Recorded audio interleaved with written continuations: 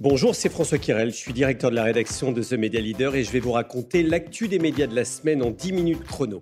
À suivre dans un instant notre invité Philippe Baucher de chez TF1 Pub. Il nous parlera du lancement de l'offre CoView+, qui notamment propose de l'écoute conjointe et qui s'adresse aux acheteurs médias.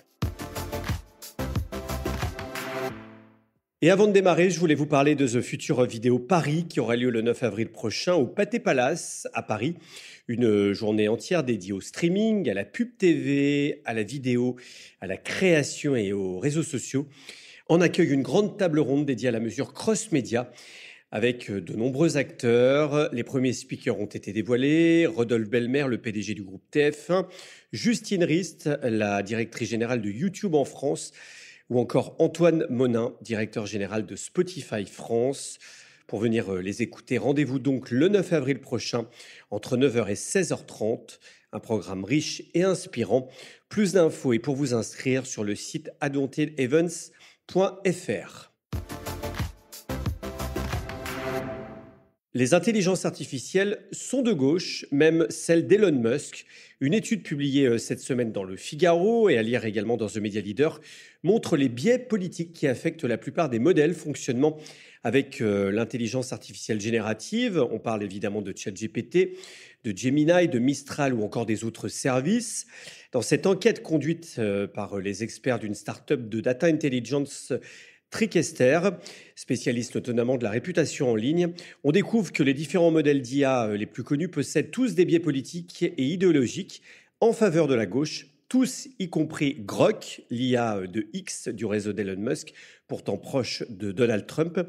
L'intelligence artificielle de Meta est certes la plus favorable à la gauche, mais celle d'Elon Musk vient juste après et penche encore plus favorablement à gauche que les IA de Google et d'OpenAI. L'intelligence artificielle est tributaire des connaissances contenues dans une base de textes et d'articles qui ne sont eux-mêmes pas neutres. C'est ce qu'explique l'étude. Justement, en matière d'intelligence artificielle, c'est Meta qui lance la sienne en Europe, dans une quarantaine de pays. Meta AI sera disponible dans les prochains jours sur les applications notamment Instagram et Facebook. Deezer divise ses pertes par deux en dépit d'un résultat net encore dans le rouge. La plateforme de streaming Made in France affiche une forte croissance et une politique de partenariat ambitieuse. C'est ce qu'écrit notamment Les Échos. Le groupe assure être en bonne voie pour atteindre l'équilibre. Distancé par Spotify, Deezer compte 3,5 millions d'abonnés en France, 1,8 million dans le reste du monde, soit une très légère hausse sur un an. Spotify a révélé début février son premier bénéfice de l'histoire. Après l'arrêt de BFM Paris, le groupe RMC BFM relance ses autres chaînes locales. C'est à lire dans Les Échos. Le groupe audiovisuel dans le giron de CMA-CGM souhaite investir sur son réseau de 9 chaînes locales restantes en renforçant son offre éditoriale et en multipliant les synergies avec les autres entités. Les antennes vont désormais abandonner l'info en continu pour se concentrer sur les tranches info le matin et le soir. Entre-temps, il y aura notamment des diffusions de reportages, grâce donc aux synergies avec les autres chaînes du groupe, notamment RMC Découverte. Le sport sera aussi renforcé, un nouveau fonctionnement de grille qui sera testé sur la chaîne BFM Nice Côte d'Azur à partir du 7 avril avant d'être généralisé en septembre aux autres antennes locales. TF1 et sa plateforme TF1+, mise sur le co-viewing, un indicateur clé qui mesure combien de personnes regardent ensemble une publicité, notamment sur la CTV. Un enjeu stratégique pour les annonceurs et un levier d'optimisation majeur pour la plateforme de streaming du groupe TF1. Philippe Baucher, Head of Digital Marketing, Data et Research chez TF1 Pub, nous parle du lancement de l'offre CoView+, qui garantit aux acheteurs médias une augmentation jusqu'à 20% d'écoute conjointe. On écoute, il est interrogé par Vincent Tobel. Le co-viewing, c'est le fait d'être capable de mesurer derrière une impression, une diffusion d'un spot, combien y a-t-il de personnes qui vont être touchées au même moment. C'est un KPI qu'on trouve particulièrement intéressant et important dans le contexte de montée en puissance de la CTV. On voit bien la CTV est en train de prendre un pas considérable dans les usages, que ce soit CTV au sens large, avec la box, avec sa Smart TV, avec une Apple TV, une Chromecast, une Fire TV. Et qui dit expérience CTV dit potentiellement expérience depuis le canapé et à plusieurs dans le canapé. Quel rôle joue la CTV dans le développement du co-viewing et comment TF1 via TF1+ s'inscrit dans cette dynamique? Alors la CTV, elle est vraiment centrale dans l'offre de TF1 puisque on a à peu près 70% de nos audiences sur notre plateforme TF1+, qui se font en CTV. Donc on n'est plus du tout, j'allais dire, dans l'expérimental, où on est dans un usage qui est devenu majoritaire, largement majoritaire. Quels sont les bénéfices concrets du co-viewing pour les annonceurs, notamment dans leur stratégie publicitaire? La CTV, elle est centrale dans l'offre de TF1 Pub, puisque aujourd'hui, 70% de nos usages, de nos audiences sur notre plateforme de streaming TF1+, qui se font en CTV. Donc c'est un usage qui est devenu largement majoritaire. Encore fallait-il être capable de le mesurer. Et de le mesurer pas seulement en mode, j'allais dire, étude, one shot, une fois par an, une fois tous les 2 ans, mais on a souhaité être capable de le restituer aux clients campagne par campagne, en fonction exacte de leur diffusion, pour pouvoir leur dire derrière chaque impression combien il y avait de contacts associés à cette impression et de pouvoir le restituer directement dans leur bilan de campagne.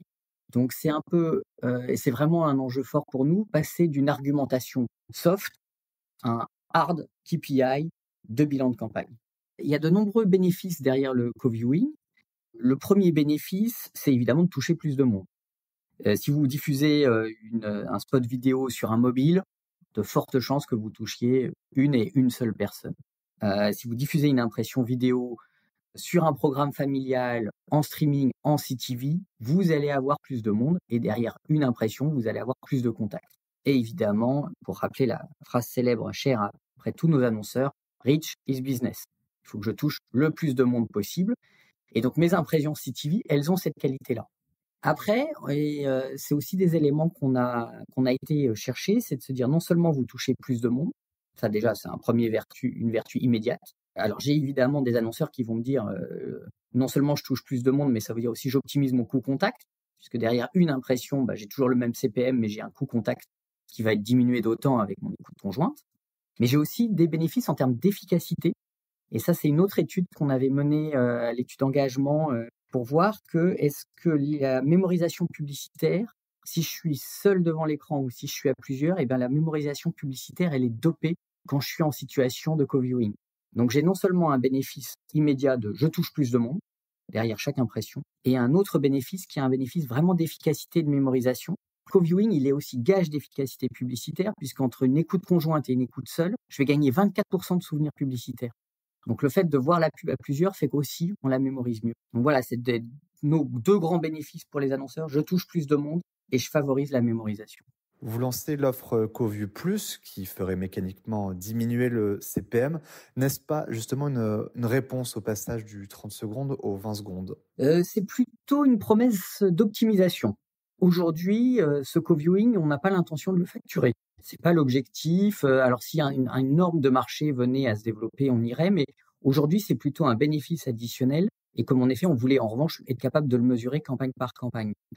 Mais en revanche, là, on trouvait que c'était intéressant, et c'est aussi dans nos échanges avec les agences médias qui nous ont remonté ce point, c'est de dire votre KPI, pour qu'il soit intéressant, il ne faut pas que ce soit juste une restitution de bilan, mais il faut que ce soit un levier d'optimisation. Et là, en effet, comme on l'a mesuré, ce KPI de co-viewing, au travers de médiamétrie, on est heure par heure, jour de la semaine par jour de la semaine, programme par programme, écran par écran, on est capable de dire, voilà, si vous voulez optimiser, diffusez plutôt en prime, diffusez plutôt sur, évidemment, l'écran de télé, diffusez plutôt, encore mieux, les week-ends. Vous allez passer d'une écoute conjointe de 1,3 en moyenne à 1,4, 1,5 quand vous êtes en prime, à des 1,6 voire plus quand vous êtes en prime et le week-end. Donc c'est autant de leviers d'optimisation, et donc on a créé l'offre Co-View Plus pour pouvoir dire aux agences, on a un levier d'optimisation et une promesse, si vous activez cette option-là, on ne diffusera que dans les environnements les plus favorables au co-viewing. Nathalie Saint-Cric, nommée temporairement directrice de la rédaction nationale de France Télévisions, l'éditorialiste politique prend la place de Muriel Plenay, elle-même nommée à la tête de la chaîne France Info. Son directeur, Laurent Delpech, avait été mis en retrait après plusieurs polémiques liées notamment au conflit au Proche-Orient. C'est ce que nous rappelle Libération. Quelques infos outre-Atlantique avec TikTok qui devrait changer de main aux États-Unis. Le géant de l'informatique Oracle se place en tête des prétendants au rachat de la version américaine du réseau chinois. C'est ce qu'écrit The Media Leader, alors que l'application risque une interdiction aux États-Unis si elle ne passe pas sous contrôle américain d'ici le 5 avril. Avec 170 millions d'utilisateurs outre-Atlantique, la plateforme de vidéos courtes est au cœur d'un dossier hautement politique suivi de près par l'administration Trump. Et puis les actionnaires d'Omnicom et d'Interpublic approuvent la fusion. Les deux groupes devraient finaliser la transaction au cours du second semestre 2025, sous réserve des approbations réglementaires requises et des autres conditions habituelles. C'est ce que raconte CB News. Et puis, retour en Europe, et Google et Apple qui ont des problèmes avec les autorités européennes. Les deux géants de la tech ont été contraints de revoir un certain nombre de leurs stratégies, notamment concernant Google sur son moteur de recherche, c'est-à-dire notamment dans les échos. Voilà, c'est la fin de cet épisode. Merci de nous suivre chaque vendredi. La mise en ligne est à 6h sur toutes les plateformes de podcast comme Apple Podcasts, Spotify, Deezer ou Amazon Music. C'est à retrouver également sur le site de The Media Leader et la newsletter envoyée à 7h30.